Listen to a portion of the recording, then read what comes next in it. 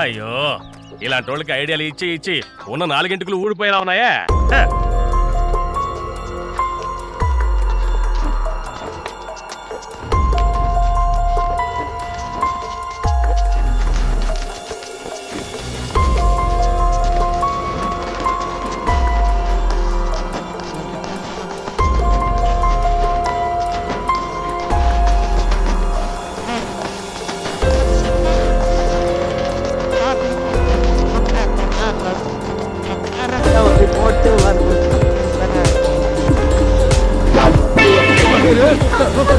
కింద పడేసావు కదా, నాశనం చేసావు కదా. నీ వల్ల కాకపోతే నేనే తీసుకొచ్చేవాడిని కదా. ఇప్పుడు చూడు నేల పాలు చేసావు.